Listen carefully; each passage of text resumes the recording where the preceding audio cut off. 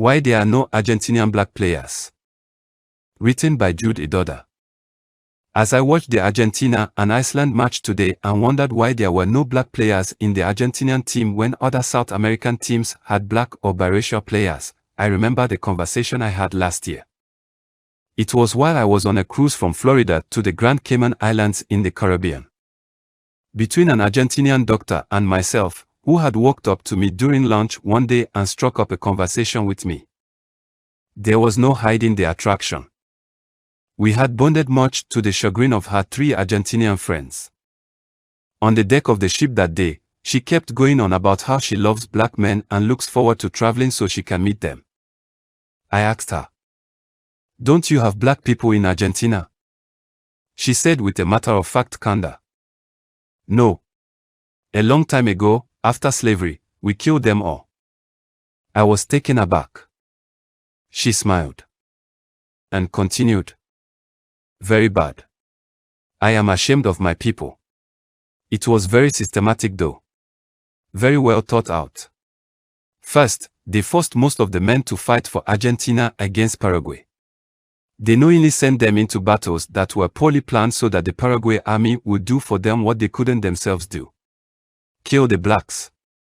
Most of them died there. The remaining of them they forced to live in this province where there was a plague. A disease that the government refused to curb so that it can also do for them what they couldn't do. Kill the blacks. They refused to set up hospitals, clinics, adequate shelter, food outlets, and nothing. They created the best environment for the disease to thrive. It killed the rest of the men that had survived the war. The darker you are, the higher the chance they will send you to that place to live or to the war to die. The lighter-skinned women, they forced them to sleep with white men, so that their children are biracial. Then they forced the children when they grew older to sleep with white men so that the blackness of the skin of the children became whiter and whiter until there was no longer any visibly black people seen. It was so bad that blacks fled to Chile, Peru, Bolivia, Brazil, and even Paraguay where they were better treated even though not as well as they should be treated as human beings deserving full equality. At least those ones did not want to kill them and accepted to give them protection and a means of livelihood. As a matter of fact, in Chile, there was a city called Arica where black people were so accepted and respected that in the 1700s 2 black free men, one called Anzares, were elected mayors.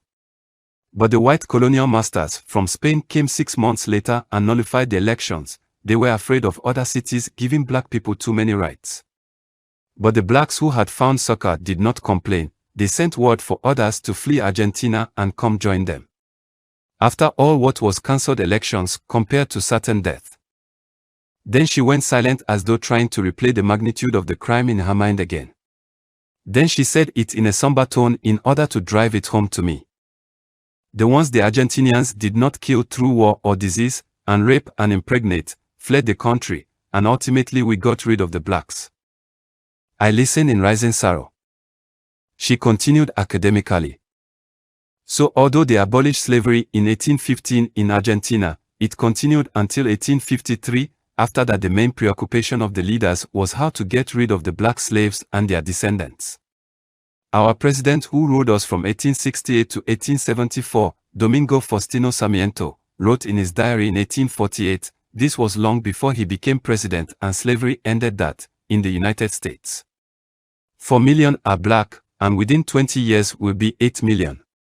What is to be done with such blacks, hated by the white race? It shows that he was already thinking of how to eliminate black people before he became president, and when he became president, he succeeded. Didn't the world say anything? No. They ignored it. I am sure most of them wanted to do the same thing but failed.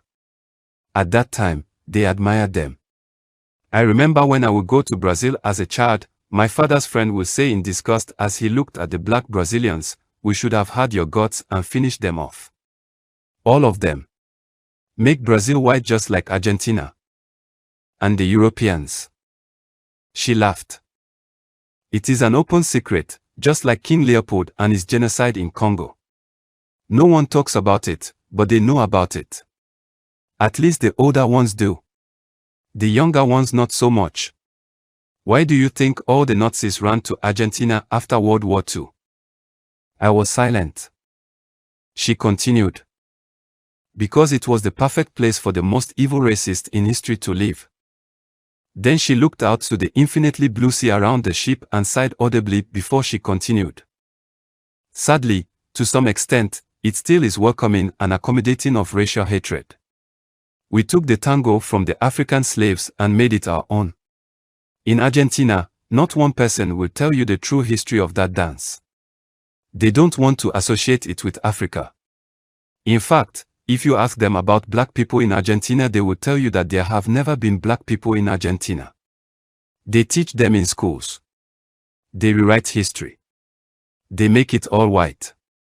And as I said, it is all underneath the surface. They never come out and say they hate black people. Argentina is only for whites or anything like that. They have just fixed the country to only be for white people.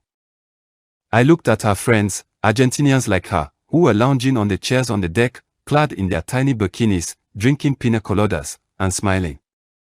She followed my gaze and then turned to me. Don't be fooled by all those smiles. Scratch the surface and you will see that all they want is for you to disappear. This podcast was brought to you by BG Media. Download the BG Media app today or visit barglobal.net for more podcasts.